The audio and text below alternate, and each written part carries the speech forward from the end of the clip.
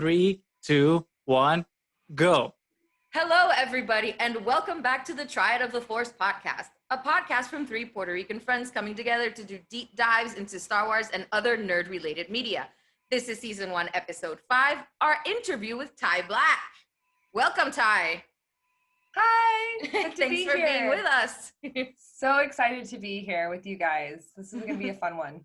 Awesome. We're hoping. Yeah, We're we're hoping it. Yeah, ever since we started the channel and we were like outlining some all the topics that we wanted to like discuss. There was always like one consistent topic that was like, oh, we should definitely invite Ty to talk about that. And like, I think obviously everyone can guess that topic would be Joseph Campbell and the hero's journey.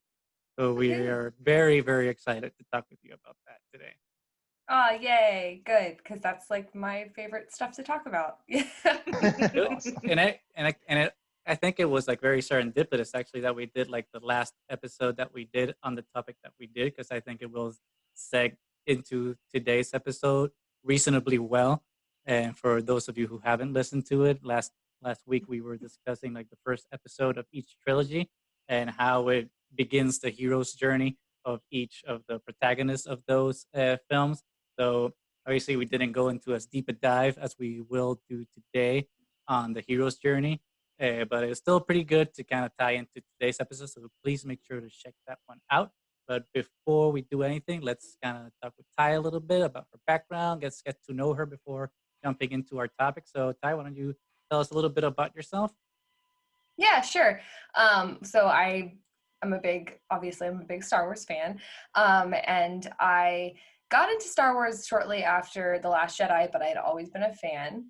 I started my channel because of The Last Jedi and kind of the impact that it had on me.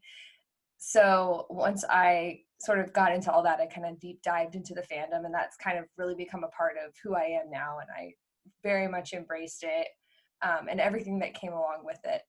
So really got into Joseph Campbell from that, trying to figure out like what it was that spoke to me in that film and not in other films. But also like what spoke to me in those other films, like specifically ones that people generally didn't like. And I was like, okay, well, what is it like psychologically? What is it with like, you know, a young Padme who eventually falls in love with this little boy from that first movie?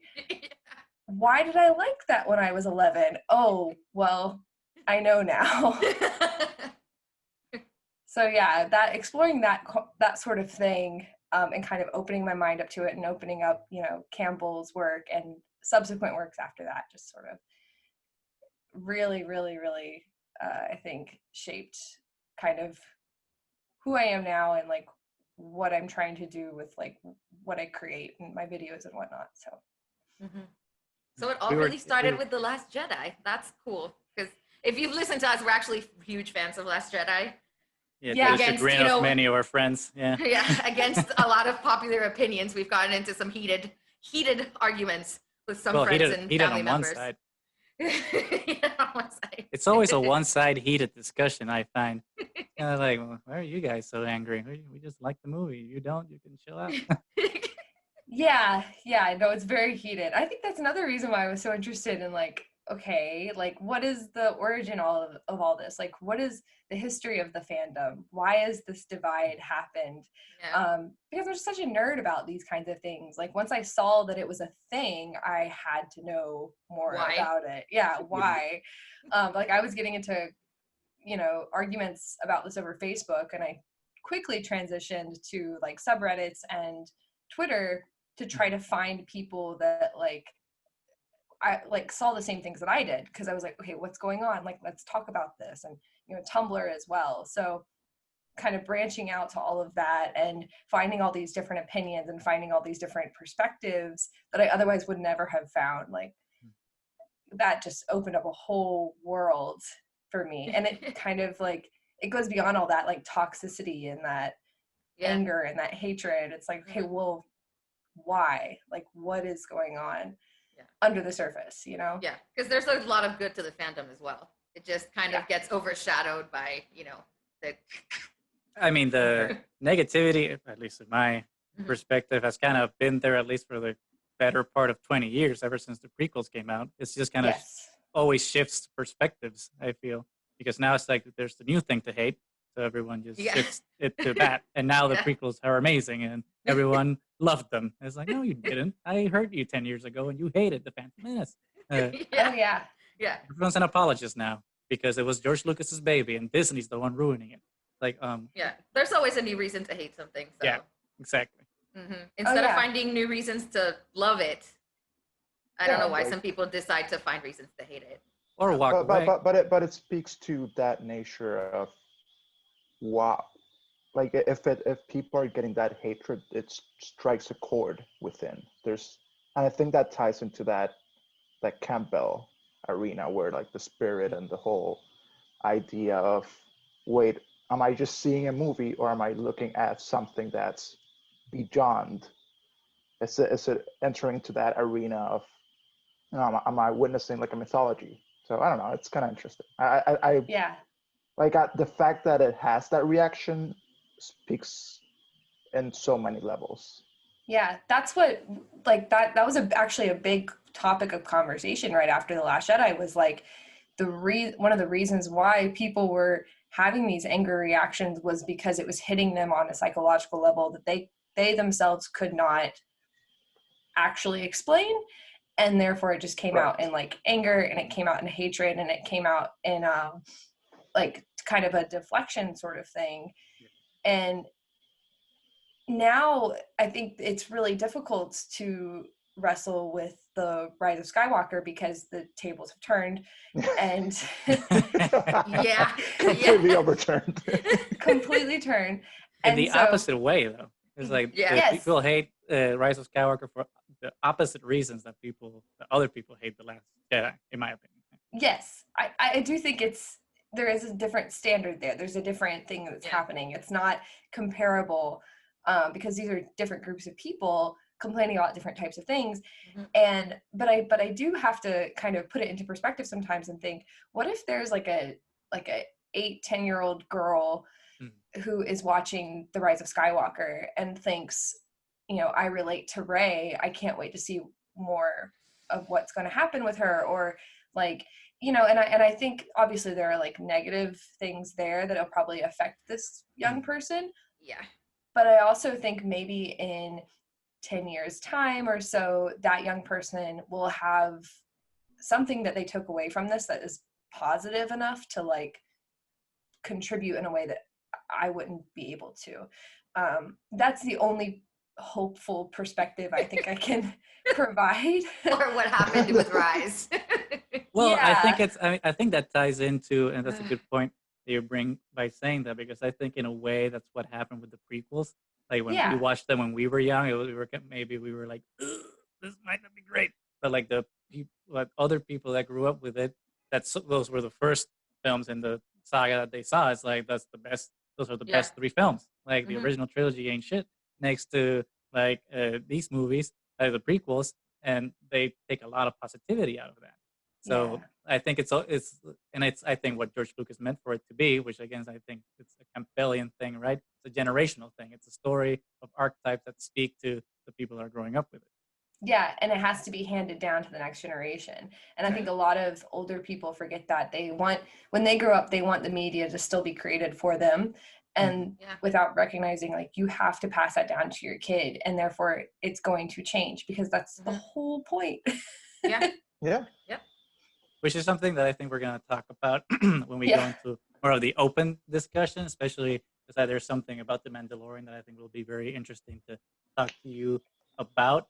But before going to the main discussion, I wanted to get to know more about you a little bit. So before you got into making videos for Star Wars and whatnot, did you actually have, because we were debating this, because like you seem very well read, obviously, on literature and Joseph Campbell and whatnot. So did you have like a background on these things before going into it, or this is like things that you like was self-taught when you decided to make these videos?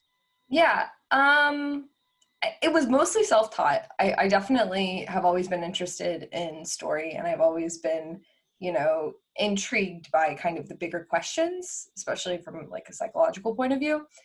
But I never understood and I always loved mythology, but I never knew that there was a platform for like studying mythology. Like I never knew that that was a thing that one could do, because it was like anthropology or it was literature or it was, you know, one of those other type of roads. But when I started looking into Campbell, I was like, oh my goodness, this combines all of my interests into this one idea, this one method of study, which is the study of mythology.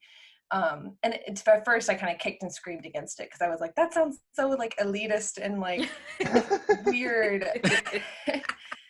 But it took me a while. I kind of eventually like embraced it, and I'm like, yeah, like that's what I like. I like studying mythology, and that's what this whole thing is about. It's not about like studying Campbell, you know, that's just a person. It's about what is myth. Yeah. Goose has the hero with 1,000 faces. Oh my god, which you haven't read. You haven't read. I've tried, but It's hard. I mean, I love listening to the guy talk on like lectures, but reading him is tough. Holy crap, he just goes around in circles. You just have to imagine him talking, like put the inner Campbell voice, and it reads like he's just sitting there like talking to you. Like, what are you like? You just. I feel he's more direct when he's talking though than when he's writing. When he's writing, it's just like. That's the problem. Does loops, you know. Yeah, it's his cyclical way of thinking works for if he's talking to people because he gets like reactions and then he kind of like feeds off of that.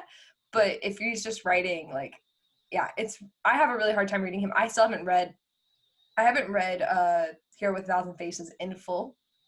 I actually think that Hero is, because it was like his first book on the topic, it's very difficult to understand and it's very difficult to see where he is trying to go with it. It's more of him exploring it. But then like in his later works, like he's got this stuff pinned down, like he knows what he has like the framework already in mind, so it's like easier to follow him. But otherwise, like I always tell people, don't feel like you have to read Campbell if you want to know more about Campbell. Just like watch his lectures. And the Campbell Foundation has like amazing resources for that sort of thing. So, and they're actually coming out with a podcast in the near future, I think, about like that's going to have like his old lectures with commentary to like better provide some context around it. That's interesting. Like tailor made for Star Wars fans. Yeah. Totally. They have some really good content coming from some younger contributors, so I'm excited about that. But anyways. So before this, you were always interested in like the myths and everything, the Romans, the Greeks, the fantasy of it. Yeah. Fantasy and love, like where fantasy comes from, and I always had like reference books and encyclopedias from like, you know, Tolkien and even like, you know, just even like modern fantasy and whatnot, like seeing like, okay, where do they get these things? Like, where do they get these things without knowing where they're getting them from? So, and that all leads back to what Campbell was studying. So you would consider Lord of the Rings as also Campbell-ian? Yeah, like easily.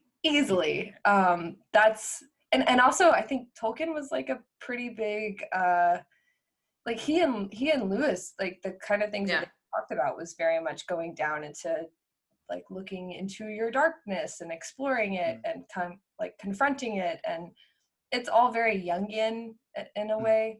So, and that's what that all kind of goes back to. It's that thread that connects like what Jung was studying, what Freud was studying, and it even goes back even further than that, like through all of human history. You can find that same thread of people discovering like what connects us as humans through all of time and through all experiences. We all experience very, very similar things that have to do with life and death. And what does that mean for our stories? And that's kind of like the simplest way I can put it, I guess. Yeah. Because there's a lot. Myth is a lot. Yes. And I guess your opinion, like death not being just the physical death, it's also like the ego death, that spiritual death also that's involved in the mythology. Yeah, because you can die many times in your life. People experience it all the time. I think a lot of people are experiencing it this year.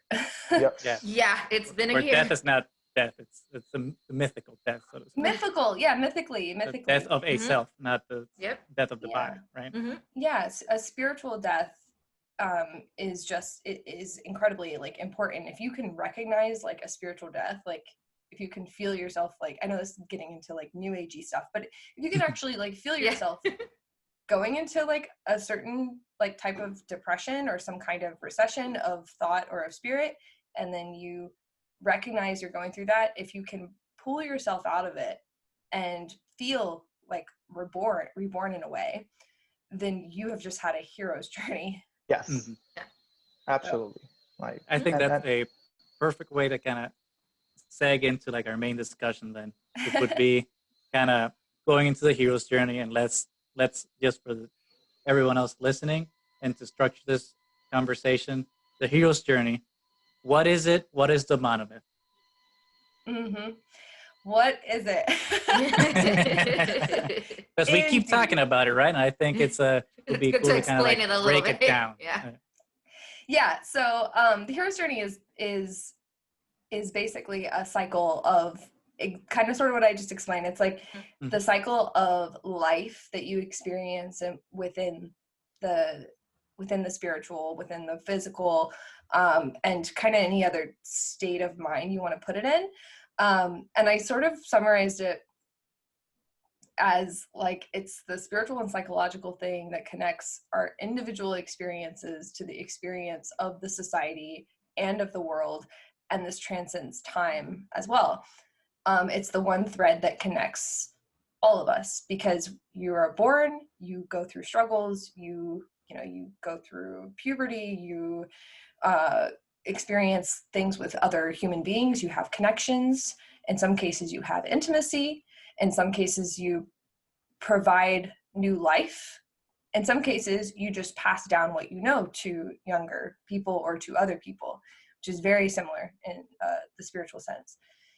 And this cycle is the journey, but that journey that's being done in the story and in the myth is just an exaggerated version of it. It's more physical, it's more exciting, it's bigger, it's more epic, but it's all coming back to, it's something that everybody can relate to.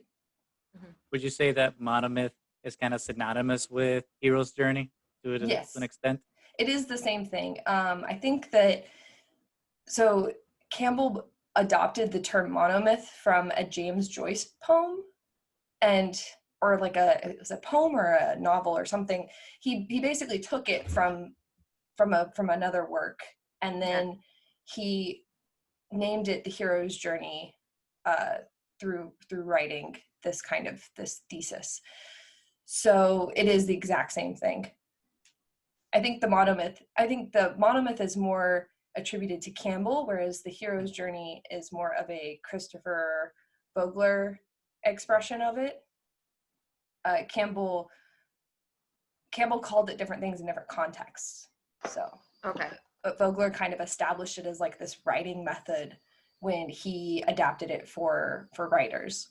So more people are when people think about the hero's journey, they're actually kind of thinking about like Vogler's ideas as opposed to Campbell's in a lot of ways. So I like to kind of point that out a lot, because I like to delve into what Campbell was actually saying as opposed to like the template version that Vogler was trying to create. So Ty, will you say that the Campbell's monomyth, like you mentioned something about being the exaggerated version of what we will go through? Is there a reason, like, for the subconscious to attach to? Like, because like that kind of like that Jungian like stereotypes of how, you need something that's beyond what's real or what's just on a day-to-day, so that the dream world, that subconscious, gets attached to it. Do you think there's like that tie? Does that tie into Campbell? Yeah, I think so. It's Jung had like a really cool dream where he when he discovered, or this is what he said he experienced. He said that in discovering what the subconscious actually was, he had a dream where he went into the bottom of his home that wasn't actually his home, and he went all the way down to the basement, and he like pulled open this door and walked down the stairs, and like it was a deeper basement, and there was like 2 skeletons there, and then he woke up and he went to Sigmund Freud and said, like, what does this dream mean? Because Sigmund Freud was like, you know, all about dream analysis. And Sigmund Freud said, well, obviously that was your father and your mother. And Jung was like, no, like he wasn't He wasn't convinced. Like, no, it wasn't quite what he wanted to hear. And he also just didn't think that it was connected to his parents. Like, he didn't think that he had an issue with his parents that he had to overcome. So he was like, no, I think that it was what came before. And so it's like about how your mind will take something and put it into symbols that you know. Like, you do that automatically in your dreams. You experience things through your dreams through symbols most of the time. That's why, like, Jung, when he saw this, he interpreted it as not his parents, even though it was in his mind, it was a male and a female skeleton. He said, this represents all of the people that have come before me, and this was me journeying into my subconscious and connecting with all of my ancestors. And that was him figuring out, like, we all experience the same thing, and that transcends all of time. And again, like, he definitely people can completely disagree with, like, Jung and where he was going, but I think that it's a really good explanation about, like, why do we constantly put swords in people's hands? Like, why are all of our heroes, like, you know, whacking people in the face with swords and stuff? And it's just like, why are Skywalkers losing hands? yeah, like, why are we why are we Which just like, explains why Ray didn't, because technically. yeah. So Sorry. it's definitely like it's an exaggeration, but it's also a calling back to, like, these ancient symbols that have existed throughout all of time. And when we pass these things down to our children, you know, every generation, the next generation gets these symbols, and they change a little bit, but they still get passed down. So there's that thread of connection that just is there, you know. Like, we actually watch the hunter and gatherer thing on a film, like in just a visual, never having had experienced it, never having had experienced that lifestyle, and yet the women will relate, or some of the women will relate to some of the women that are, like, gathering, and then some of the men will relate to the hunters, and then other people in between will relate to other types of stories that are happening, because, you know, there's always been other more diverse stories happening in between. But there's always those threads. It's always going to be, it's because it's compounded. We've handed this down throughout all of time. I mean, I'm saying this as a matter of fact because, you know, I'm sold on this, but, you know, it's not. but it's like, it also reflects on other cultures. Like, Yes. if you looking at, like, Tibetan traditions, where you have this different, like, Buddha figures throughout history that you can actually bring to life within those meditations. There's a lot of parallels. Like, even we're talking more on a Western side, but on Eastern, and probably also on there's something I wish we had more access to, like Taino myths and, like, yes, Latin American mythology, because it was overrun by Spanish colonialism, but right. I'm sure you will see those same themes. You will see that monomyth reflected in every culture. Like, yeah, and in fact, Campbell actually did study a lot of outside of the Western, you know, periphery. He really studied a lot of Asian myths, and he studied a lot of even South American myths and whatnot. He really did as much as he could, like, read. And a lot of people don't give him that kind of credit. And he was just one person. I mean, come on. But it is interesting seeing some of these, like, analysis, like, from him. He's like, oh yeah, this is the same thing. this is the same thing.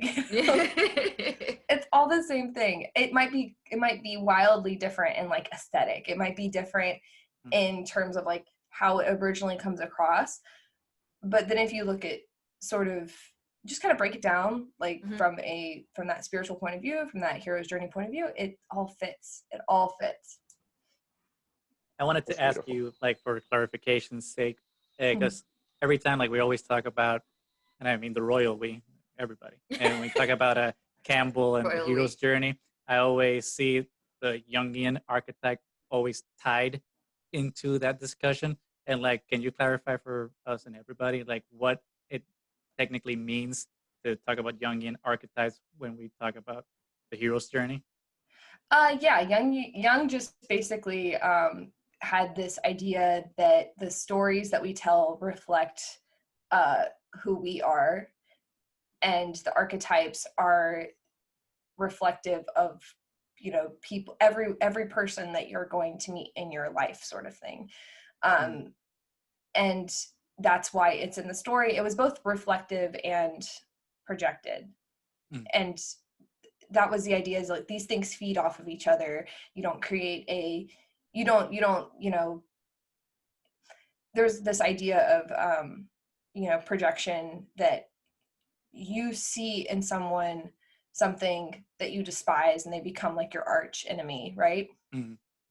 Well, the reason why is because it's reflecting something inside of you that you hate the most. Yeah. So this is all very Jungian. It's like everything that you are putting onto other people is something that you have to deal with inside of yourself, and it is not a bad thing that you are doing that. It's like a process, which is what the diet actually is. Right? Yeah. it's not what Chris Terrio but it's the Atman. It's that idea that you are me as well as I'm you. You're a reflection of who I am. Vice versa. I am. It's the duality, right? Yeah, and it's the dual nature that goes through our thought process. There's something beautiful there, and you just brought like the dual thing and the dyad thing and all that. Like, there is a constant idea of like balance with like Jungian thought, but Jung didn't particularly go into it himself. He just sort of hit on it every once in a while. He was like, yeah, this is important, but you know, he wanted to get into like the really dark and gritty stuff most of the time. Campbell talked a lot about this balance. Robert Bly is another author that was very influenced by Jungian thought, who he very much talked about this balance, this idea of coming to terms with both of these parts of you, or just like that dark part of you, and like understanding it and transcending it and like moving beyond it. And like with Star Wars, we see that as like choosing the light over the dark. That's like the easiest way to explain it to kids. But for adults, it's a little more, I think it's better to say it's not just choosing the light over the dark. It really is transcending the two. It's becoming bigger than that journey that you first set out on, you know, becoming more and growing up, because you're not going to be the same person. Like once you realize that darkness, you're not going to be the same person you were once you started out on that journey. So you don't have to balance those things. You just have to like move beyond it. Will you say instead of a circle, a better representation would be like a Mobius strip? Like an infinite, like I don't know how you like describe that. like it's an impossible shape. An impossible shape where, well, every time you go around, even though you come back to the same place, your relationship, you're in the opposite end. You're in the opposite end. So your relationship to where your life is going changes as you go through that arc. My mind is completely blown. Mo comes up with the greatest things. Yeah, that's good. I'm thinking that's good. Holy shit, that'll be a good infographic to do. Well, okay, yeah. I'm gonna call this like the Mobius strip method. Mobius. Because like, I see what you did there. I like it. I liked it. Trademark it, quick, go. Oh yeah. Hashtag it, trademark it, Hashtag whatever. the Mobius. And it makes a lot of sense. Yeah, it does. Too. It's Yeah. perfect. Yeah. Wow. Yeah. I think he just shut us all up for a little bit Yeah, right now. I think we should just end the episode now. Have a good night, everybody. Well, that's a good that's a good way now to seg into like the next part before like we get Yes. too deep into the Mobius journey here. Now that we talked about like Jungian archetypes and the hero's journey, kind of like the some basic descriptions of them. I mean, I think if everyone wants like more deeper descriptions of them, I think they can go to your channel, Ty, at Wit and Folly on YouTube, and look for those videos that like go into more detail into everything we've talked about. But let's go now into like the meat and bones of why we're here in terms of like hero's journey and the monomyth. How does everything that we've been talking about apply to Star Wars? Oh, cool. So yeah. So all of this, I love it. I can't get over the Mobius strip thing. I wish I could visualize that. I wish I could like provide a visual for that, like in a video, because it would be absolutely Insane. perfect. Yeah. I love Wow. it. Go for it, take. Yeah, Yes. make a note of this here. Make a note of it. That's amazing. Yeah, no, totally. For as far as application to Star Wars goes, yeah, George Lucas obviously read, like most people know this, like he read Joseph Campbell, very much influenced by him. And a couple of like, I like grabbed a couple of quotes to sort of summarize like what it means in terms of Star Wars. And I really like this quote from Campbell. He says and this is referring to Star Wars, like he's talking about Star Wars.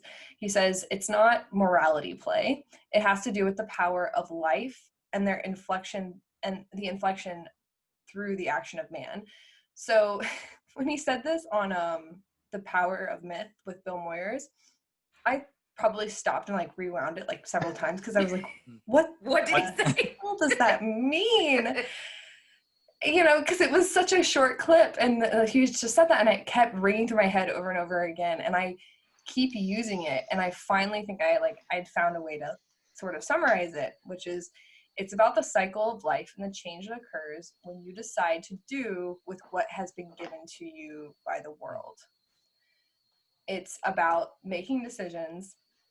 This is the Star Wars portion, right? This is not like the hero's journey in total. It's about making decisions, and it reflects kind of what a lot of people, like when they're at the crossroads of their life and they're given something and they have to decide what to do. There's a lot of choices, and it's all about kind of just moving towards the light, right? Like we were saying just now.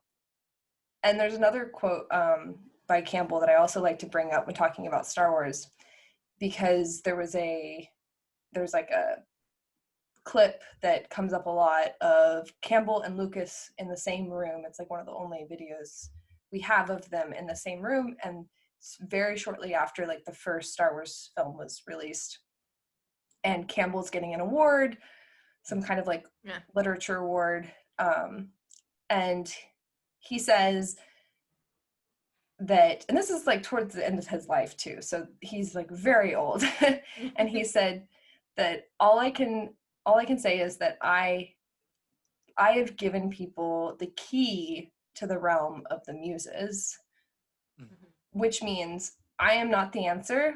I did not tell you what to do. I did not tell you how to do it. I gave you the key to your own door, your own path, which is what the hero's journey is all about, right? It's about finding your own path. So it's like very meta in such a cool way. But it also means that like you can't template the hero's journey. Like you can't just like, you can't just like, you know, J.J. Abrams it. You have to like, sorry. It's true though. It's gonna be a thing now. You have to like let it speak through you. You have to like breathe life into it. You have to provide your personal experiences and put that into the story that you're creating. It reflects a piece of you, and therefore that's what's relating to other people. Mm-hmm. You can't just, you can't just provide the steps and say, yay, hero's journey. Yeah, you're done. Mm-hmm. Yeah, it's more of a template, and you have to figure out how it applies to the story that you want to tell, or how it applies to your own journey. But sometimes people take it way too literal. They're like, well, step one wasn't done, and then step two was, and then, so I think people sometimes take it way too strictly. And I don't think that was the idea behind it at all. Themes, right? Mm-hmm. Interesting. I had like a little question like about that. It's kind of like a little bit of a tangent on it. Because obviously, I think Star Wars is not the only franchise to use the hero's journey. Mm-hmm. And I was curious to see what your thoughts, if you think that like the hero's journey works particularly well for film, because in a way it follows a 3-act structure like films traditionally do. Mm-hmm. Is that like, do you think that's a coincidence, or do you think that actually kind of it's a symbiotic relationship in a way of how myth is constructed and how film is usually successful when it's presented to us?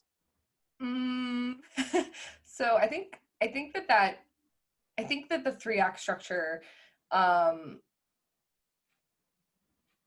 mean, I which side do I want to tackle this from? Because like both sides.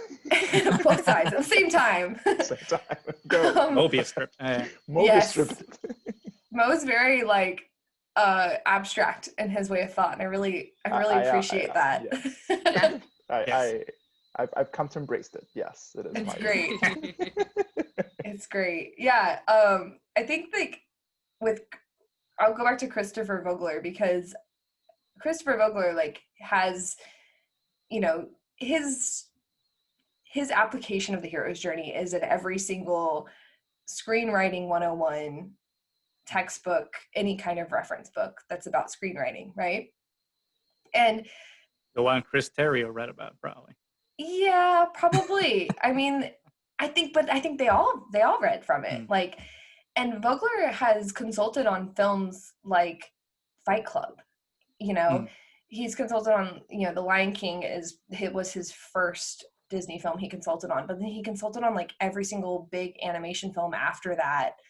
So that's like most of my childhood, and I think he had a pretty big impact. I also know like in the video game industry, a lot of people follow the hero's journey to a T, to the point where their teams that are coming up with the story, if they don't actually lay out like the hero's journey in an easy to read A to whatever format, then the producers of that video game will say, no, we need to follow the hero's journey. You have to go back to the drawing board and figure this out. So I think that that's pretty detrimental to story. I don't think that's like a good thing. But I also like am frustrated by the idea that like Vogler was actually trying to instill the spiritual side of it. He really wasn't just trying to like pull the template. He really was trying to get the idea across of like let the myth breathe through you. And he was trying to provide that. And it got lost because people wanted to monetize this idea to the point where they took all the life out of it. Okay. So I don't makes sense with what happened with the sequel trilogy in a way. Yeah. There's definitely a disconnect at some point. Or Marvel movies for that matter. Yeah, definitely. But but then there's some Marvel movies like like Ragnarok, which is like one of the silliest ones, yet it speaks through mythically to so many people. Yep. But like it's like Taika Waititi has like something special, obviously, that he's offering, or that he's consuming. I don't know, but I loved Ragnarok, so it's the best Thor one. It is the best. Yeah, it is the best Thor one. Yeah, I just think like to be mythical, I don't know, but I don't think that was even like the original question. It just kind of got me on that sort of tangent. Because that's also tangents are good. But that was it brought a lot to mind, like especially because if then that idea of Butler taking away the myth, does that mean that the archetype without the myth doesn't serve anything? Is the symbol worth anything if it has no Death. background or depth to it. No. Mm-hmm. I mean, I say no because, I mean, if you were like, if the story called for a stereotype, right, that's one thing. Mm. But if the story is calling for a certain type of hero or a certain type of villain, and you don't like provide the build up for that character, if you don't provide like the understanding or the sympathy, or there's actually Irvin Kershner said something really like awesome about the idea of like Star Wars being a fairy tale, because he said like fairy tale doesn't have any rules, right? You can do whatever you want, but you have to believe in it. If you believe in it, then the audience will believe in it. So it's kind of like in the same realm, like you have to believe in what you're doing. You can't just provide the template, you can't just provide the stereotype. There has to be something real there. I'm taking notes. I'm like learning here. I mean, it's really interesting the way you're saying it, because it kind of, since we're gonna obviously seg into the sequel trilogy in a couple of steps here, it kind of helps frame them in a more cohesive way in my mind as to why they don't work mythically. Yeah. Now, the way you're describing like those things right now, it's very interesting, especially Rise of Skywalker. But in a way, Force Awakens too, because I mean, Force Awakens is mythical and Campbell-ian just because it's almost a carbon copy, right, of A New Hope. But it's like, it's what you just talked about, though, in a way. It kind of doesn't believe in itself in a way. Yeah. It's like, okay, we need to fall back on this other thing that we already did to reestablish that story instead of being instead like, of coming up with something new. Which is why The Last Jedi is the best. Yeah. Yes. Oh yeah. I'm gonna stick my guns. It is the best movie out there. It's the best. Star Wars, yes. Well, and I mean, I liked what you said that that was a failure in cinema in the past decades, that they fall back too much on the actual template without giving it a lot of strength. And you can see that something in Hollywood has lost its magic because everything is getting like redone. A remake of this, a remake of this. It's like they haven't found anything new again. They lost their ideas and they just have to remake everything. Well, but the remake is not as bad as like not understanding the reason why the original worked, which is why, like, I think, for example, Lion King and Beauty and the Beast remakes didn't work versus the Jungle Book, because Jungle Book's like, okay, let's get to the essence of why this story might have not worked in animated form version, and like what's the soul of it, so we can make a better film instead of making a carbon copy of the other one. Exactly. Which, like, it talks to what you were talking about, I think, in a way, with in terms of like animated movies and how they are able to more honestly convey myth, because the animated films already kind of have that suspension of disbelief in a way, because it's not real what you're looking at, so like you accept that story easily, more in an easier way than you would like a live action thing. So that's why kind of maybe like those I mean, I don't know why I segged into the Disney remakes, but we're on that line. But that's why like Beauty and the Beast and like some of these films don't translate, because you're doing a one-to-one copy without giving it like extra life, and the things that they add to it don't add to it, if that makes any sense.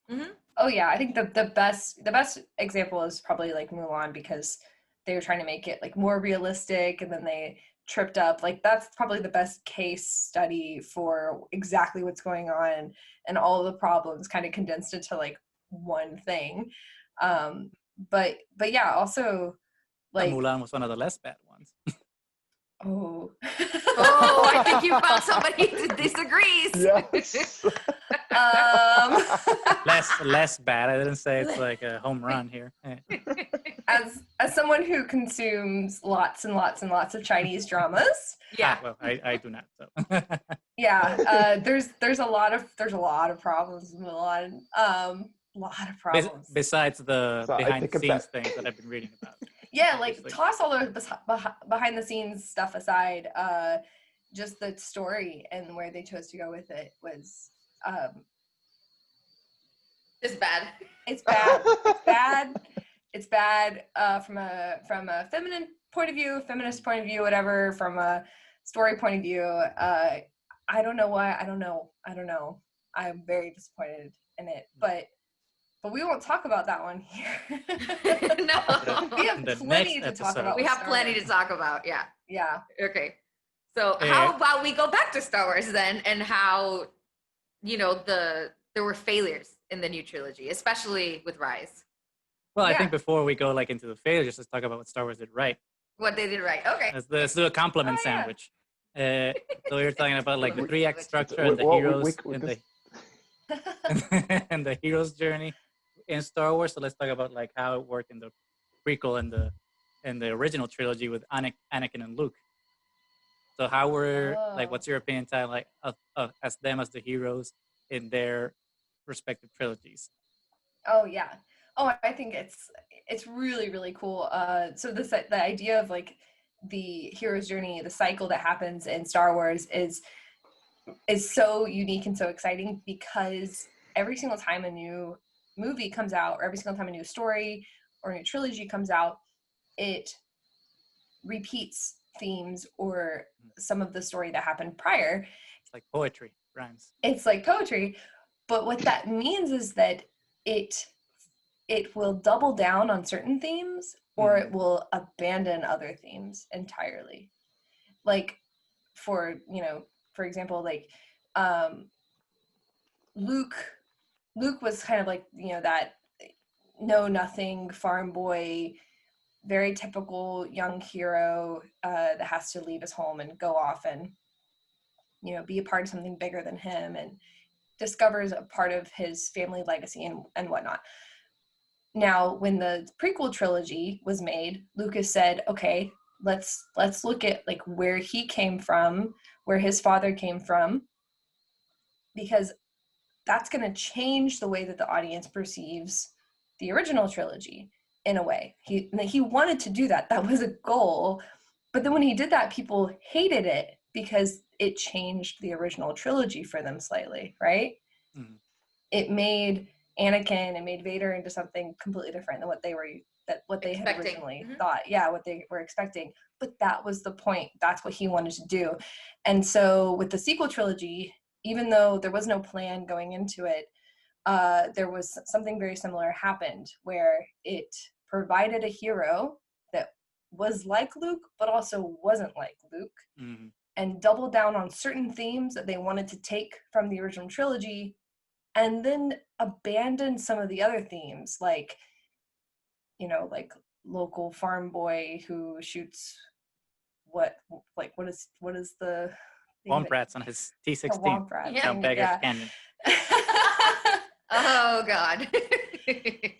And for some reason, like, people wanted, I don't even know if people would have accepted it if she were to be like a copy of Luke. I don't think people would have accepted it either way. No. But she has a different story, and the story that she was given is an orphan story, which is totally different than anything we had seen before. So that found family theme becomes even more important than it was in the previous trilogies.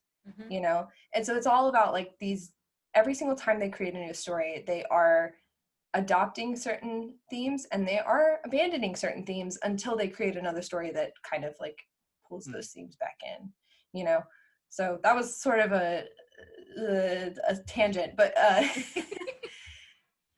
but yeah, I love thinking about it that way, because I always think that there's hope in that, like, with the Rise of Skywalker and whatnot, like kind of going forward, there's always the ability to bring something back in terms of a theme and correcting that myth and correcting that story and moving on. So Ty, would Rey's journey have benefited from just always being an orphan and not finding out who, like Palpatine being it? Yeah, I think so. Yeah, because like if they would have started off the first movie with the idea that she was a like lost dark princess, that would have then it would have been different. Totally, totally different. But a lost dark princess from some other lineage, please. It's like stop it with the Palpatines and the Skywalkers. It could have worked out. Like It could have It worked. could have been True. so cool. Like Mhm. if she was struggling with her lightning powers from like the very beginning, if she was struggling with like Yeah, she accidentally killed somebody in like the first film, True. Mhm. Yeah. which there were theories about. There were theories that she killed her parents when they were Mm. in the transport leaving when she was a child. Mm-hmm. That all of this would have worked, but it didn't. They didn't do that. They Yeah. had totally conflicting themes. Yeah. Totally Mhm. conflicting. So it's like stick to one. If from the beginning she would have been a Palpatine, it would have been excited as well, because then you have the juxtaposition of having Ben Solo, who was originally from the light, but he went to the dark, and her being originally from the dark but wants to be in the light, and kind of them finding the balance in between. That would have been amazing. Yeah. Mhm. But because they started with her being an orphan, I thought it was amazing in Last Jedi when she finds out that she's a nobody, that her Yeah. parents are nobody. And I thought it was really cool the fact that somebody that force powerful just came from nowhere, because it's the force trying to find balance, and it doesn't have to be from one of the big lineages. That was great. So then they kind of took away with it again, and then Rise, it's like, oh, she's a Palpatine surprise. Like, and just it wasn't built up, so it didn't make any sense. If it would have been built up, it would have. But I mean, yeah, it was. I mean, I thought they had a plan. I thought love would save the galaxy. Like, I just thought I thought all the writing was on the wall. That's Yeah. just. And what do you think about that cop out, like in the novelization, where they kind of try to have it both ways with the kiss there at the end? It's just like, oh yeah, it's they kissed, but like it was a friendly kiss. It was a kiss wasn't of a lover's- gratitude. Yeah, Yeah. it's like, wait, what? That What? phrase, the I was kiss like, of what is gratitude, that? that will haunt me for the rest of my life. What does that even mean? I've never kissed anyone like whole that. thing. There was absolutely no Ingratitude. reason to kill either of them. No. Kill her, then have her No, bring actually- back, and then actually- kill Ben, and it made no sense. I to me. think it was actually kind of. I mean, I don't like that it happened that way, but I think in terms of like the 9-film structure, in a way, I think it worked. That like Kylo Ben at the time had to bring back Rey, because then in a way he did fulfill what his grandfather started. Because Yeah. the only reason Anakin fell into the dark side was to save the one he loved, but he couldn't do it from the dark side, and so Padme died. So Ben actually fulfilled it by bringing back the one he loved. So I think mythically it did work. It's just that the whole movie sucks. So like it's not framed correctly, but like mythically I kind of like it. But that's the thing that I don't like about Rise of Skywalker, is that like I can justify it making sense with the other movies if I think about it really hard. It's not like the writing on the wall, it's just not. It's not like the other 8 films where you look at it, it's like, oh yeah, that's how it works, because you see it and it's right there. And if I deconstruct it, it's even better, but I don't have to go out of my way to make it make sense. Yeah. But I think he could have brought her back and him not die. Yeah. Because that would have been the actual full fulfillment. Like all this journey, and then at the end you actually save the one you love, and you're redeemed at the same time, and you survive, and now you can carry on the legacy going forward, instead of him like sacrificing everything, actually finding his way back to the light and then dying anyway. Yeah. Kind of depressing.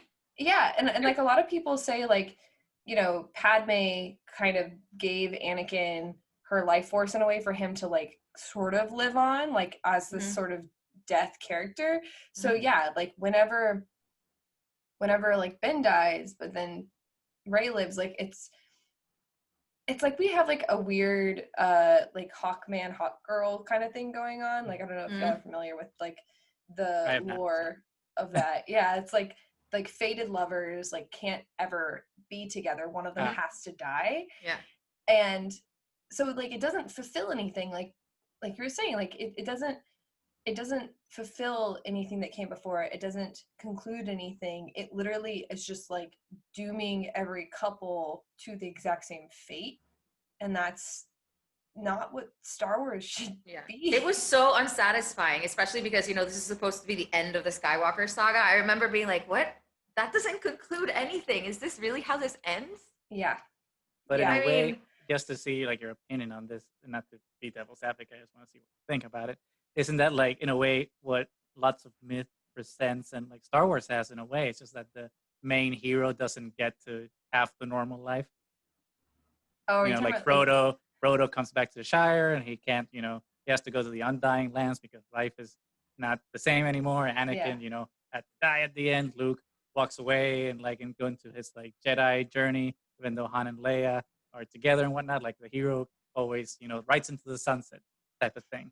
Mm-hmm. Isn't that so? In a way, even though I don't like Rise of Skywalker, in a way, doesn't Rise of Skywalker in some twisted way follow that formula? Yeah, but you're talking about the American monomyth. Yep. Which is So, questions we which have. is what you want to Which is- get to Yeah, next, I'm assuming. That's what you wanted to get to, yeah. Look how Like to see where subtly the he flow. did it. Well, exactly. It's better than just like, here's the question. I Brilliant. Absolutely brilliant. think now the whole crowd knows my tactics. The tactics. You've been out Palpatine. Yeah. yeah, the American monomyth is one of those things, like, it depends on how you look at it. You can look at it, it's like, take for example, like Frodo's journey. When he goes to the Undying Lands at the end, you can look at that as a transcendence. Like, you can absolutely look at that as him choosing this life that goes beyond the life that he is living, that is going to fulfill his needs, where he doesn't have to suffer, but he is moving on, right? He's moving on to the next step, and we don't know what that is because it goes beyond human understanding. That's a transcendence of sorts. Like Luke at the end of Jedi. Yes, yes. But you can also look at it like that, and you can do the same thing with Force Ghosts, like it's very similar. You can look at it like they are exiled from all of society, and like you said, like they have suffered so much through their hero's journey, and therefore they have become something they cannot be around humans anymore, and they must sort of be like punished to be like away from society and whatnot, because they can never be nurturing, and they can never like raise other humans because they have just become sort of gods in a way. There's like a weird fine line there that makes it like American monomyth, and the American monomyth does lean more towards like a martyrdom type of end. So like I said, like the line is really fine. There are like exile stories. Like there are stories where it's like obvious exile. It usually happens in like Westerns. Mad Max. Yeah, like those kinds of things. A lot of even like Bond and films like that, stories like that, like James Bond types of stories. I've never seen John Wick, but I always was told that kind of fits it. John Wick. You have to watch John Wick. Currently. Yeah. It's so good. It's just so so good. unabashedly, violence without unapologetic about what it is. This is a horrified B movie. It's like, this is it. But it's still that's fun. why it works. That's what I've been told. Yeah. So yeah, it's like those kinds of stories where if someone if they continue to suffer and they are exiled on top of that, and they, you know, it's just like perpetual suffering. You can't have what you want. Dexter, the end of Dexter is like this, right? Oh, I hate the end of Dexter. Yeah, it's a really good example for that. And even though that was like an anti-hero type of figure, but yeah, that was, and like, you know, and the idea that the female character Deb, she died, and he had to like bury her because she was too innocent for this world. That all fits in the American monomyth type of framework, which is basically, to summarize what that comes from, is it was an analysis of the stories in the American culture that were following the hero's journey, but in a very like strange way. And these two guys, I think it's like Robert Jewett was the main one that did this. I'm sorry to interrupt. Your volume went down. Oh, is it just me? Did I do something? It's a little down on my end. Yeah. I might have been using my hands too much. Da-da-da-da-da-da. There, you're back. Da-da-da-da-da-da. Yep. Am I good? Yeah, you're good. Okay. I won't put my hand in front of my mic. But yeah, so it was like it was written in like the 1970s, or around the 1970s, and they were just analyzing the stories in the American culture and decided like it wasn't quite following the hero's journey. It wasn't providing a transcendence, and it wasn't actually exploring the darkness that they needed to explore. It made darkness a curse. So when the hero went into exploring their darkness, like for example, like when Luke goes into the cave on Dagobah and sees that he is not very much different from his father, like that darkness is inside of him, that would have stained him if it would have been American monomyth, and it would have stained him to the point where he would not be able to live a normal life after the fact. Like he would have never been able to have a relationship with Han and Leia again. Like he wouldn't be able to live in the world with them, which kind of sadly does sort of happen because JJ put him on that island. Yeah. But Lucasfilm kind of found a way to fix that in the interim with the comics and the other stories in between.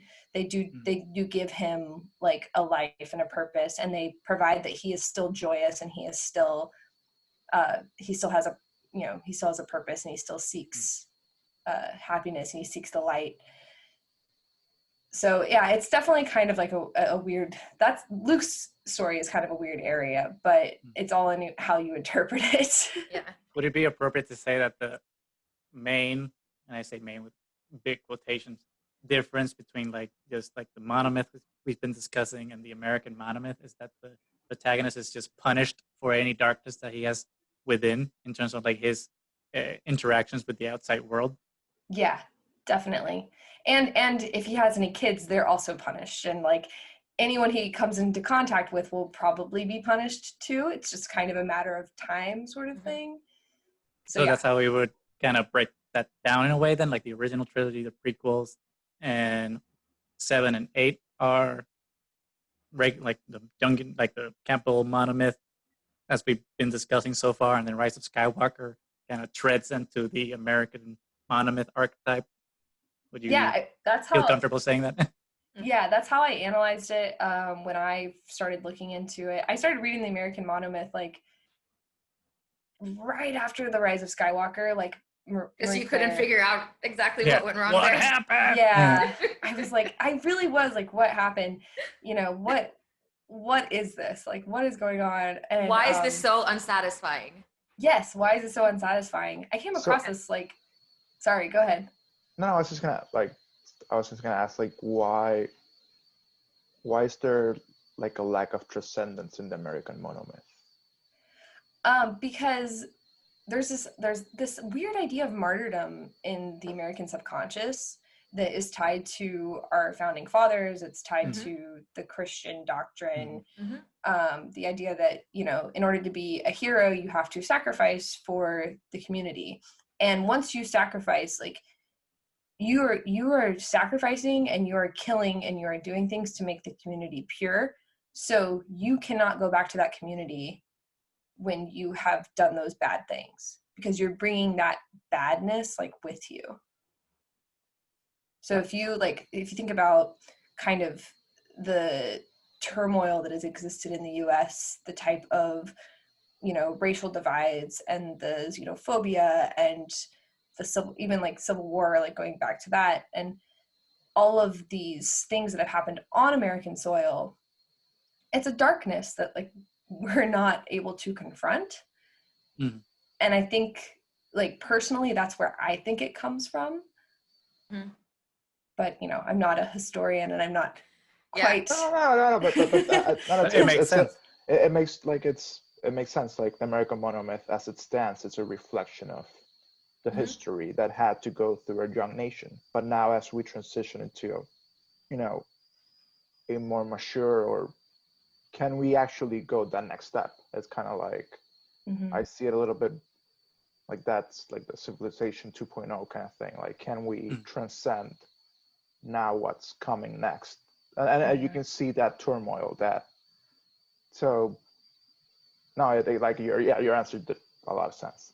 I think it's possible to move to that next step, but it's like you have to be aware and you have to be able to do the work to move beyond that previous darkness. And I just don't think that like the US has come to terms with a lot of that. I mean, we're seeing with like, you know, Black Lives Matter and whatnot Yep. just this year.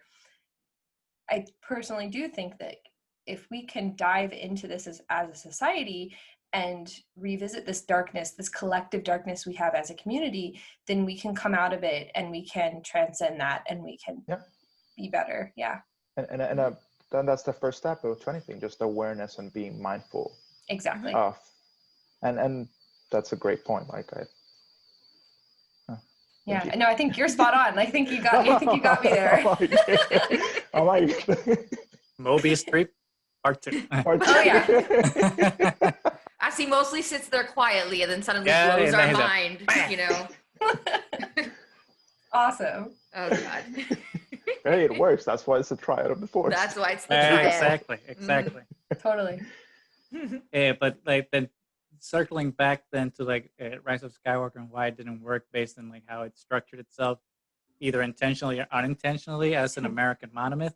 Like besides that, like how does it structurally as a trilogy of films and as like one, myth of 9 films, how does it break that continuity in your opinion? Yeah. In a way that like Last Jedi and Force Awakens didn't. Yeah, I think, and something I wanted to mention earlier was that because we were talking earlier about like kind of the Force Awakens didn't really do it, for all of us. Like it didn't quite have that mythicness to it. But when I first seen the movie, I was like, it's okay. Like I saw Rogue One, I was like, this is much better. Cool, awesome. Rogue One was good. Rogue One was fun, and yeah, it was good. And then I saw The Last Jedi, and I was like, oh my goodness, like what did I miss? Did you feel that way like the first time you saw it? Yeah. Oh yeah. Yeah. Because I didn't. I personally did not. The first time I saw Last Jedi, I was like, okay, like I liked because it. you had a lot of expectations. Very Yes. true. Very true. Very true. Yes. But I mean, not that I didn't like it the first time I saw it, but like it didn't blow my mind the first time in theaters. It was like after rewatching it that I'm like, oh, I get it. Yeah, I love that. I think that's better almost in a way, cause especially as a guy who was a fan before, I'm sure, because it's a lot of walls you have to break down in order to see what it's trying to say, I think, which is so interesting. But I literally, like, sitting in the theater, like, as soon as I saw the hand touch scene in the hut, I like the closest thing to sex that Star Wars will ever have. oh Yeah. yeah, I like stopped. And it was only like 6 people in the theater. I watched it really late until like February. Best way, I think. I like slammed my hands down. I looked at my husband and I was like, what are they doing? I was just completely mind blown that like all of a sudden it was a love story, and I just didn't see it coming. And so when I went back, I watched The Force Awakens probably 20 times within the next like 2 months. Yeah, it was like every single day I was like, I'm gonna put on The Force Awakens. I put it on, like my husband. Like deconstructed. Oh yeah. I was like, I'm gonna put on The Force Awakens. Corey's like, okay, again, okay. Like, But you can see it. They really do start the connection thing in Force Awakens.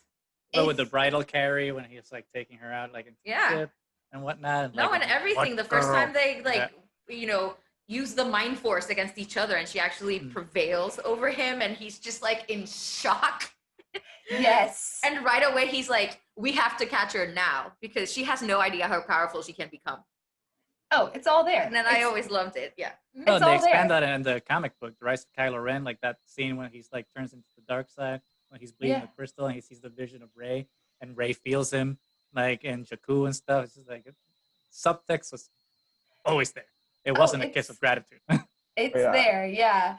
And it's so funny though, because I didn't expect it out of Star Wars. So I guess the first time I watched The Force Awakens, I just said, like, I don't think that's happening because I would not have expected them to be that bold. There. Yeah, like just wouldn't have expected it. Like I was like, oh, I'm watching Star Wars. Of course they're not going to do that. That's what they're just going to be friends or something. It's fine. Do you think they didn't pull the trigger because of the backlash to The Last Jedi? I don't think so. I think I believe like I believe the as much as behind the scenes explanations as we've gotten so far, I take the creators at their word. We've gotten a little bit, not JJ, at least personally. not JJ. I don't take JJ at his word.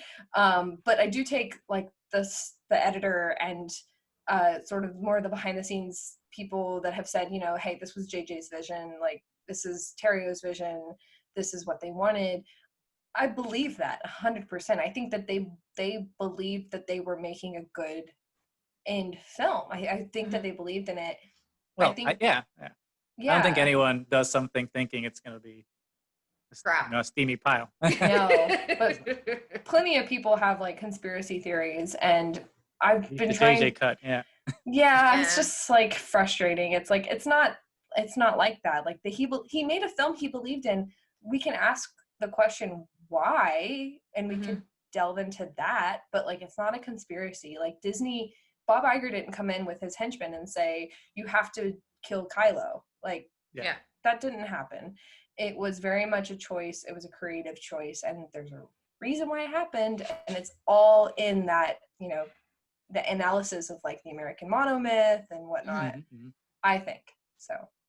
So I wanted to ask you a question. I haven't watched all your videos, but some, and I know you're a big fan of Rey and Kylo, but what do you think about how they treated Finn and Poe's characters? Oh yeah. So I not that I ever expect anybody to watch like all of my videos. A lot of the old ones are not so good.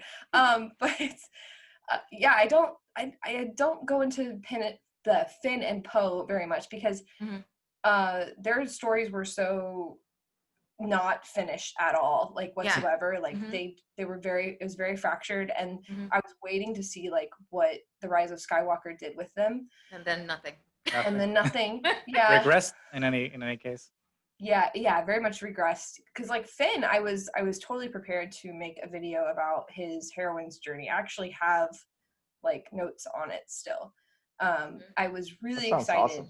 Yeah, because in Force Awakens, he actually starts the hero's journey in Force Awakens. You actually have him start a hero's journey, and having a hero that is a stormtrooper that defects was really interesting, but that they kind of let it fizzle out. Did nothing. I mean, I think Last Jedi did the best for him because it kind of shifted the perspective of like his own journey, because everything he did in The Force Awakens was based on like the selfishness of saving the one person that saw him as a person, a stormtrooper. And The Last Jedi refrained him to like, oh wait, no, I see the greater cause of this, and it's not just one person, it's the collective, and I can fight for that bigger collective outside of myself.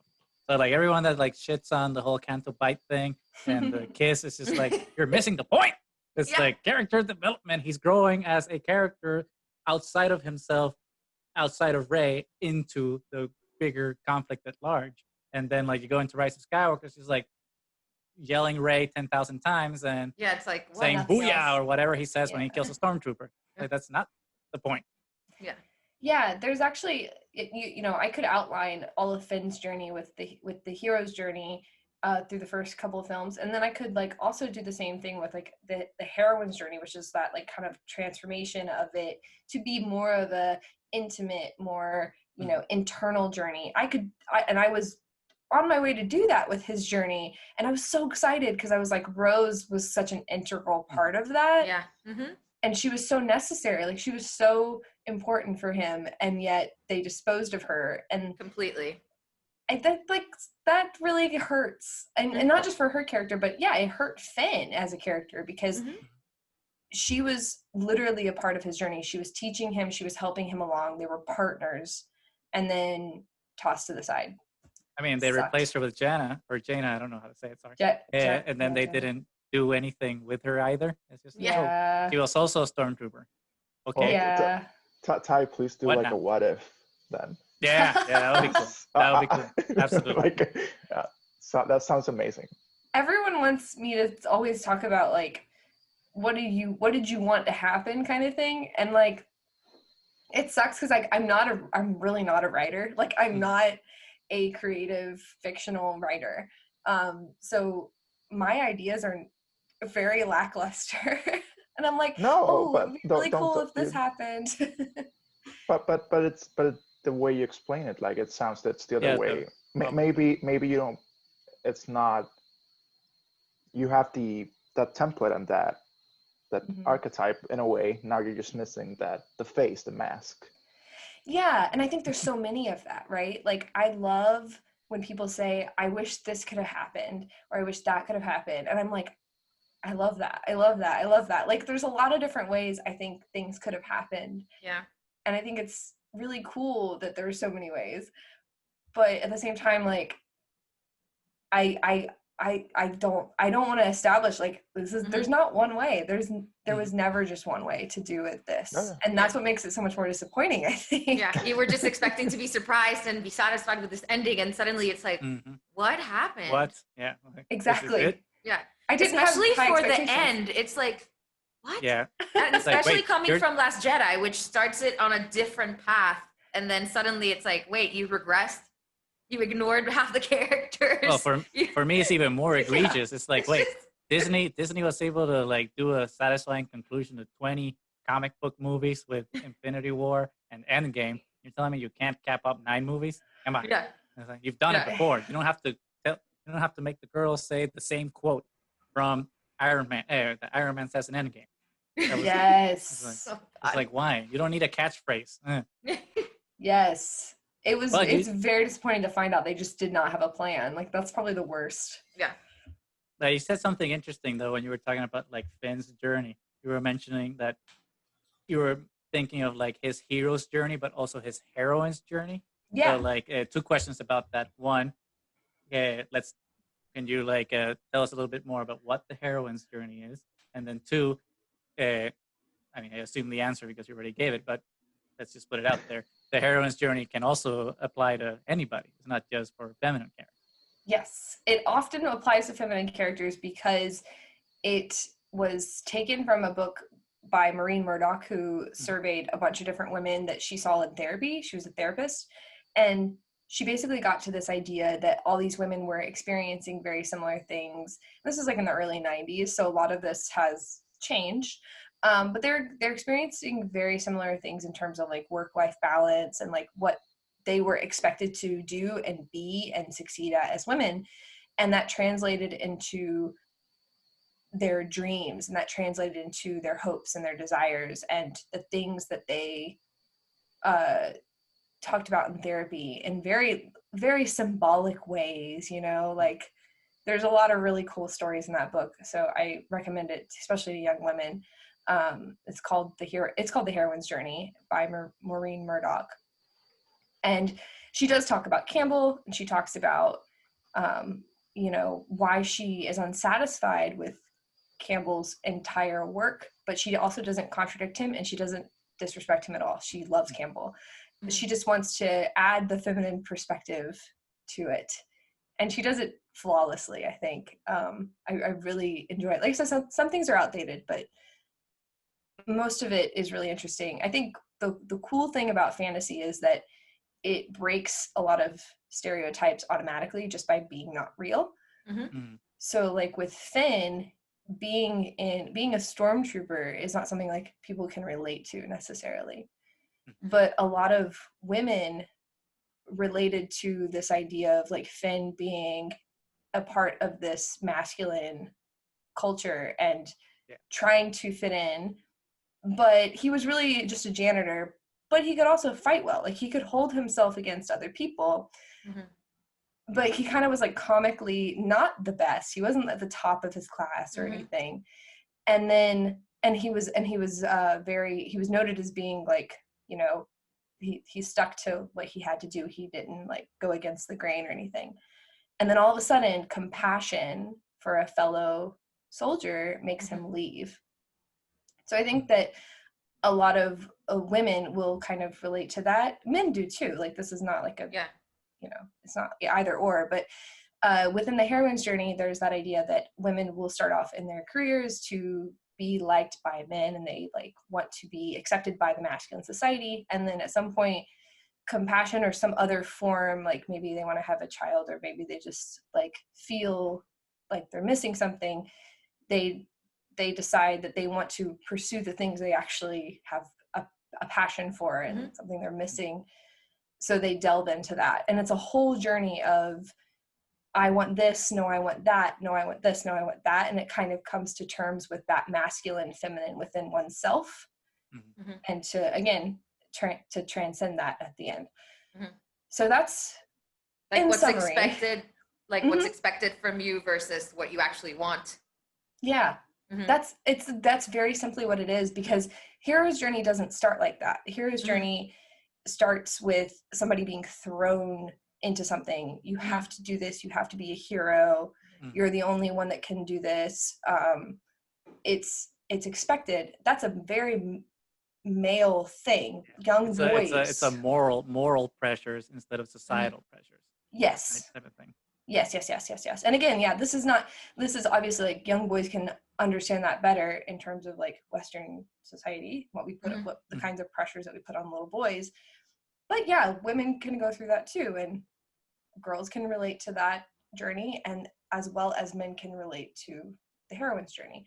So it's definitely like one of those things, like when you kind of learn about both, you realize, wow, we kind of need more of the heroine's journey, because more people probably relate to that now than they do that hero's journey, as far as the starting point is. But they're essentially the same thing, you know? Yeah, In just that adding sense, other how is- elements. Yeah. Sorry. In that sense, how is Rey's journey in the sequel trilogy different from Luke's and Anakin's? Yeah, well, because If we frame it, in the heroine's journey. Yeah. She's a woman. Well, to state the obvious, yes. right? Yeah. But yeah, she. What? Spoiler alert. What? I know. Alert. God damn it. Shocker, but it does have. That's the one question of trivia I got wrong. the funny thing about that, presenting this woman in this franchise, it automatically starts to question the standard, right? So of course everyone's going to question her because she's questioning the standard, and that's what comes with it. That's the territory that you're working in. So yeah, she as a hero, as a heroine, goes through those types of things that all heroines go through, where they're questioned for being that strong. They're questioned, Finn looks at her like how are you so strong? Why are you doing this? Why are you beating me up? And like, she doesn't look like somebody that would. She looks like a friend, and there's all especially of that. Especially that scene when like they blow up and he's passed out unconscious, and then she helps him, and he's Yes. like, "Are you okay?" She's like, "Yeah, Yeah, I'm fine." You're the one that passed out, bro." Yes, and all of this is like playing with that relationship between men and women in the universe that we know so far. I do think that's where like JJ kind of succeeds. I like JJ stuff before The Rise of Skywalker. I was very much a JJ fan. So I think that he gets these dynamics a lot more than others, honestly. Even in Super 8, which was like not a very good movie, he played with the dynamics between little boys and little girls.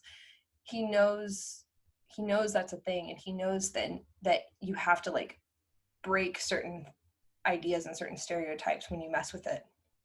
So yeah, but with like Rey's whole journey is all about trying to fit into the masculine world and constantly being kicked out of it, or being told you're not good enough, or being told you have to find another way, you have to find your own path. You cannot keep looking at these male heroes of old, you have to find your own way forward. And then of course she gets thrown back onto, you have to be a Jedi.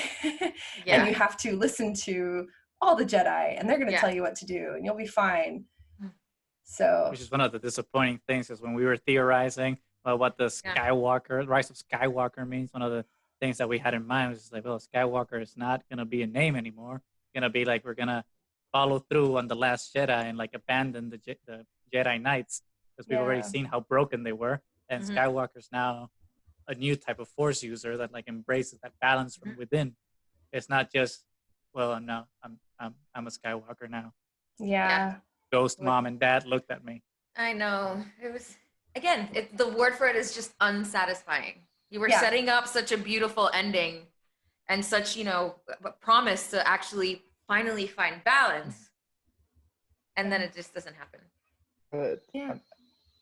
I like something that you spoke up a little bit earlier, like that hand scene with Mm. Kylo, and then just as that you're explaining, like you can also see her relationship with Rey's relationship with the Force through those like hand gestures.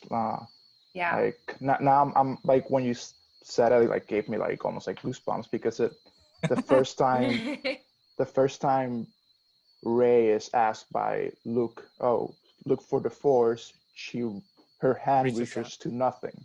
Mhm. Then when she goes to like the dark side, it's her hand touching her reflection. And Mhm. then Yeah. so it's almost, and then that last arc, which is like her Mobius strip reaching part and 3. like, yeah, that's it. I like, you like, I'm amazed. Cool. You kind of like my mind is blown like with this. It's like Like, it's a journey within just the hands. yes, the head, the Yeah. symbolism is so. I keep loving that movie. Like, Oh yeah, for sure. For sure. And there are things from like the Force Awakens that Ryan good. saw that like he pulled into He that, pulled right? in, Like yep. her reaching for the lightsaber in that one scene in the chest where she touches it, like it's very like sensual in a way. Like yeah, her touch ignites that, you know? Yeah. So it's all when again, The Last Jedi, it made The Force Awakens a better movie. Yeah. yes. It made a better movie. It made the things in that movie that didn't mean anything, it all of a sudden gave it meaning. Yeah. But then But No, then, that's amazing. I'm but like, then, because Yeah. like that, like at least on my part, like the hands are like such an intimate component, yes. and Yeah. it's so also ingrained with how you relate to yourself and in what like that heroine's journey that it's just thank you. I'm not just like, I'm so glad you're thinking about it like that. That's really cool. I love that because it is. It's like that intersection between the physical and the spiritual is something that every hero has to deal with because part of a heroine's journey or a hero's journey is growing up and becoming an adult. And a lot of these stories begin in childhood or, you know, within like puberty or right after puberty or something like that. And there's a sensuality that is there. There's a intimacy that is there that is a part of that journey, and it is a part of getting in touch with your body and getting in touch with your darkness, because that's all wound up together because society tells you that your body is it's a darkness. yes Yeah. yes it's not a good thing. You don't want to give in to You're supposed to be ashamed of it. You're supposed Yeah. to guard it. Yeah. exactly. Don't give in to the things that your body wants. You have to overcome it. but I think it's interesting how you framed it, because as you were talking about the heroine's journey, I couldn't help but frame it more like in what Rey, the character, had to go through in real life, more so than like how she was like maybe ostracized or criticized in the films itself. I think that she had to go through her own journey in court of public opinion in a way. It's like she was put on through like way more scrutiny and dissection as a female character than like other male characters have to go through for doing the exact same things. That's just like baffling to me, especially like when you look at like other older films that have been done where there's also female characters that are just as strong and empowered as Rey is, but because it's not Star Wars or a male-led franchise, they are not criticized as much as Rey was. And like I'm still like blown away that like 5 years after the fact of The Force Awakens, we're still discussing if Rey is a Mary Sue. It's like, why? It's like she's not. She's strong in the Force, dude. That's how the Force works. Yeah. Like Which Anakin used it that way. Yeah. He blew up a stupid starship when he was like 2 years old. Luke Skywalker, like, didn't go through any training at all, and also kicked Lord Vader's ass. I mean, technically he didn't, but whatever. And so, like, yeah, Rey did it. We've established that she can fight because she was, a scavenger in the desert. We see her fight all the time with her staff. Yeah. And when Kylo like did his little Jedi mind trick on her, she unlocked all the like Jedi ability in herself, and the Force was awakened in her. It's in the title, bro. It's like, why are you? And then questioning people it? were upset when she actually beat Kylo. Blows my mind. I don't understand. You can. Not only is the fact that you have already proven that she's strong. Obviously, she doesn't have that much training, but Kylo had been shot twice by With the Chewbacca's crossbow which they set up in the whole movie that that does it some kills serious in one damage. shot. Yeah.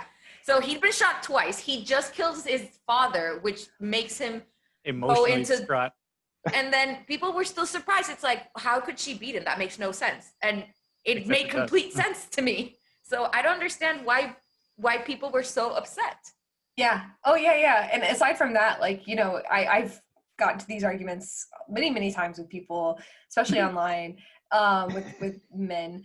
And sorry, guys. No, but it's true because they assume that she's just overpowered, but that's not true. It's such a weird argument to me because even if all of that had not occurred, because I make all those arguments all the time, right? Oh, he was shot and like da da da. Like, let's strip all that away for a second. They still don't care. Yeah. It still doesn't matter because this is Rey's story. Yeah. Like, she is the powerful one. She is the chosen one of this trilogy. Yeah. And this is her story. And this story is for young women, or it's for women, or it's for young boys, or whatever. But like, this is not for like an adult, you know, dude. Like, you're not, I mean, it could be if they would open up their damn minds a little bit, but It's not about your wish fulfillment, bro. Yeah. yes, it's about my wish fulfillment, you know, like I watched that, you know, to bring this up, you know, we were talking right before we started recording about like the K-dramas and the Asian dramas and stuff like that. Yeah. You know, we're very much big fans of that. And like, I watched that and I don't think about anything that has to do with how strong a girl is. I look at it and the girl punches some guy in the face and he hits the ground and I'm like, yeah, that made me feel good. Yeah. That was great. Which I think is something that's missing in Western culture because, you know, a lot of all these K-dramas and Chinese dramas and everything, you have a lot of really powerful women and nobody complains. It's not a surprise. It's not a surprise. It's expected for the strong women to be strong women. And then when they try to bring a strong woman in Western culture, people get upset. Yeah, it's like, you know, people say you can't imagine. Why is a girl handling a sword? She can't hold a sword. Why can she handle a sword? Why don't you say that about guys? Because I hate to break it to you, but men also have to be trained to hold a sword. They can't just pick it up and like whack it around. Like you're not magically a knight just because you're a man. Exactly. It's men and women are, you know, we're getting to that point in our society where thankfully we're moving past this in the physical aspect of it, but we need to start moving into that emotional aspect of it as well, where it's like, yeah, women can have wish fulfillment too, and that's okay. You know? Men can also take on the traits of being nurturers because you have a lot of stay-at-home dads and everything. Like, men can be nurturers as well. Yes. You don't have to like make that divide as much anymore. Exactly. We can switch this up. There can be some fluidity there. It makes for more interesting stories. Yeah. Absolutely. I feel it's always like a weird conversation to have with all these people that are like anti-representation because they are the same people that claim that they are pro-representation. But it's just like, oh, well, I mean, I don't mind women or minorities. It's just that they did it wrong in that one. It's just like, no, bro. It's like it's like you've had like hundreds of years and decades of like white focused male representation. And even if it's done terribly, you're always okay with that. And like the minute we have like one movie, okay, two with like a Rogue One and Jin, and all of a sudden like Star Wars is SJW beast and it's like out to get men and it hates men. It's like, dude, no. This is like, if this is gonna be equitable, 50-50. And it's all 50% men, 50% women. It's like there's no reason why we need to like have this discussion of why is she a woman. Yeah. It's the main character that happens to be one. And that's okay because that's the world.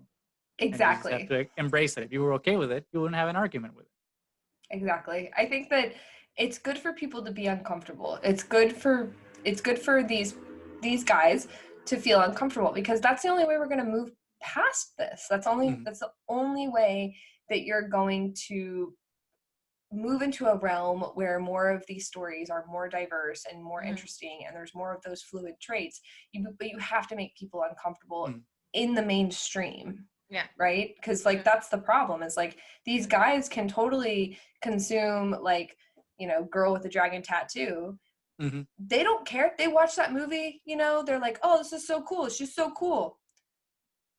But like, dude, you didn't see her train. Like you didn't see like how do you know she's like, did you question her hacking ability? No. Like, sorry, that's such a random example, but she's a No, but I pretty think it's No, a no, no. I But think it's a good is example because it is a like good example. that character. I mean, I enjoy those movies too, but like I think that female character is framed from a masculine perspective. I don't know if that makes any sense, and that's why dudes enjoy it. I don't know Yeah. if that's wrong or not. yes, But it's just yes. like this woman that's imbued with like, dude, she's bisexual and like she hacks and dresses in black, and it's just like I don't know. It's like at least when I deconstruct that, I view it like, oh well, this is like some sort of male It's a fantasy male woman, fantasy. and, Yeah, it's and the really. guy gets her. Daniel Craig gets her, or what's his name in Sweden? Or Oh yeah, I watched the Swedish versions. Yeah. the Swedish version. I forgot his name. He passed away recently. He gets her. Yep, It's like yep, the yep, guy gets her. He yep. gets like his ideal woman, but then like throws her aside for his, a more traditional woman at the The end. books are Well, better though. She's way now, more independent in the books. and now you see why it's so hard to find these examples, right? Like it's so difficult because it's like we all we want is these women to have their own stories. We don't want them to have male stories. We don't want them to have male gay stories. We want them to have stories that are written by women for women. Mhm. And sometimes that's going to make people uncomfortable, and that's going to make people say, oh, this is for girls, and like think about that for like a second, like No, it's for people. it's for Well, I mean, People are people. both. Ty, in one of your videos, you actually used as an example the Matrix, which I really enjoyed because it's one of the few instances where you have Trinity, who's just as strong as Neo and stronger, actually. Yes. Again, you don't see her training or anything, and that scene when they walk in together and break in together and they're equal together. Yeah. And it's so amazing, but you also see the compassionate side of her. She's not completely male-centered. She's also beautiful and sexy and compassionate. But then that made people uncomfortable, and then they made her weak in the second and third films. They walked back on it. Weak Yeah. sauce in the other two. It's like you Weak established sauce this. and Revolutions. But Reloaded, she's still okay. So I don't know if the Wachowski that are now the Wachowski sisters actually took from the failure of those two and then made Sense8, which is a fantastic series, by the way, if people haven't watched it, which explores a lot about of the fluidity between the sexes and this combination of we're all together and, I love Sense8. Sense8 is It's fantastic. amazing, amazing series. Yeah. No, I completely agree with that assessment. It's so fascinating that, especially kind of like looking at like their point of view where they were coming from and seeing that journey between the Matrix and Sense8, super, super interesting. But yeah, like the lack of those examples is really hard, like especially when I'm making videos and I'm like, I just want a good example. Yeah. No, and that's what I was gonna mention now, because I remember on Twitter, like you had made before you released the video on like violence and women, that you had like done that post like asking about like examples of violent women and violence towards women. Always super helpful to post. And then when you did the video and like you framed, I remember because I think I had posted on it like talking about Ripley, and I forget who else, but like a lot of the women that like had posted there when you make your video, you like reframed them like they're not violent women, they're actually final girls. Yeah. And I was like, what the fuck? And I was like, holy crap! And when you framed it that way, I was like, oh my god, you like this like threw a monkey wrench into my entire system. And it's like that whole thing exactly. Where like it's not like the woman being strong on her own accord. It's just like the horror trope of the final girl, instead of being like the strong female heroine like in Star Wars or Rogue One. I mean, Force Awakens or Rogue One. Yeah, definitely. No, doing the research on that, it blew my mind as well. Like I was happy to share that with everyone. But yeah, like it's interesting that cat is getting in my way. It's like obviously. cat bomb. Yeah. Yeah, get those cat videos. What's her name? She wants her name is Ophelia. She wants attention. Ophelia, love it. Yeah. That's another Daisy Ridley character. Yes, I did. Yes, that happened. That happened. Yeah. So, but yeah. No, it's definitely like it's interesting polling people on Twitter for that sort of thing too, because everyone has very, very interesting examples of what related to them. And that's what I'm always trying to get at is, what is a character like that you grew up with? Like, think about that. Think about a character that you, like a hero that you grew up with. A lot of people relate this back to Star Wars in my fandom circles. and they're like Luke or Leia, or, you know, even Han, Padme, Anakin, Obi, and they think about these characters, and they imprint on that character, and then they apply that to like every other story that they consume. And I'm always trying to keep that in mind, because my imprint is very different from everybody else's, you know, and your imprint is very, like, everyone's imprint is completely different. Mhm. And how we interact with the world is like, it's just very different. Mm. But it's all very beautiful, and we can all relate to each other. We can all find threads between all of that to like come to some sort of understanding of each other. Mhm. So that's, I don't know, that's kind of like my big weird thesis statement in a way, I guess. But yeah, that's where I'm coming from with all of that, because it's all about like how you see the world and how you are consuming those stories, and your view matters. Like, even the angry guys, like, Yeah. your view actually does matter in the long run, and even in the short run. There's something that's happening there that we can analyze, and we can understand something from that and learn something from it. On that note, I think we should actually wrap it up, because we've been going on forever, and listeners are going to get bored. So, Or extremely entertained. Or extremely entertained. Who knows? Regardless, I think I had a lot of fun. I had a lot of fun as well. Thank you so much for coming on, Ty. You're amazing. You've done all the research. Yeah. Thanks you. Thanks, you guys. This was really fun. I appreciate it. Y'all are really fun to talk to. Very cool. Well, anyway, you sign us out. Oh, that's your job. You do it way better than I ever did. Well, guys, I think this is it for the episode. Please follow us on Twitter and YouTube. Please listen to Ty Black on Wit and Folly, because she is amazing and has way better breakdowns of everything that we did. She does this essay style, and it's fantastic. And she has references from pretty much everything in pop culture that is around. So we love you, Ty. And please join us again. Like, subscribe. We're amateurs, but we're awesome. Bye. Mwah.